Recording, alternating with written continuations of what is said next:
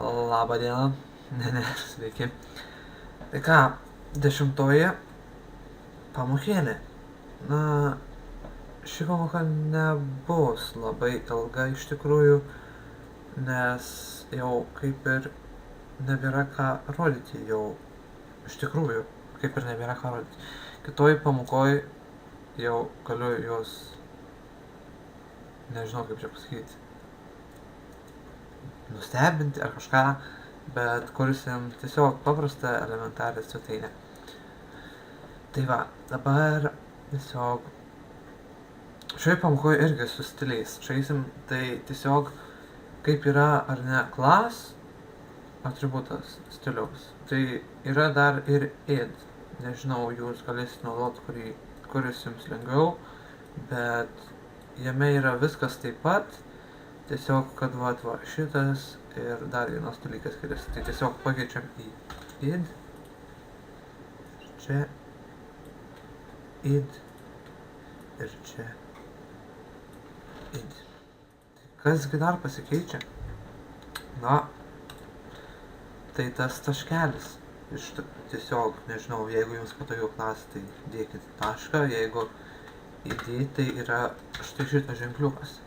Ir viskas, daugiau niekas nesikeičia. Stiliai visi tokie patys ir panašiai. Tai išsaugom ir tiesiog pažiūrim F5 ir kaip matote viskas tas pats. Tai nežinau, dar galiu gal.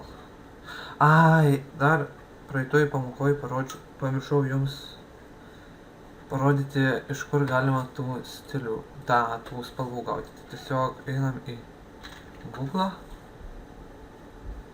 ir ten jau rasim. Tai, na va, ir HTML color codes tiesiog ir viskas. Ir štai pats pirmas HTML color codes.info. Ir činoje nuėję arba pasirenkam spalvą iš čia ir mums jos kodas atsiranda. Dar neatsiranda. Jis dar nepakrovė man normaliai.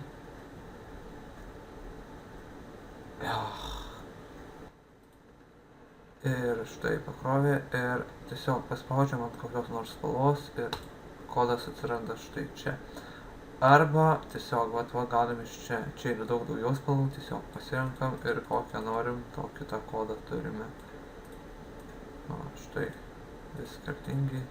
Baltos tai 3E, 6F, juodos 6.0, oranžinės ryškios FF4. 9.0, koks raudonas, neprisimenu. FF00. Ryškios raudonos. Kažkoje vyšninės susirandam, nežinau. Va, tarkim tokia AE110. Ir tik nepamirškim, kad šitą reikia dadėti irgi tokį ženkliuką. Tai tiesiog iš va spalvą čia įklijuojame ir dadedame štai šitą ženkliuką. Ir nueinam pažiūrėti ir štai pasikeitė mūsų spalva. Taip pat dar galime ir čia įdėti. O čia kokia. O čia kokia FF. Aišku, galima ir trumpinti, aš net nežinau kokia čia spalva bus. Balta. Balta yra 3F, o 4, kažin. Juoda, jau. Tai va, dar galiu jums parodyti vieną tokią nesąmonę.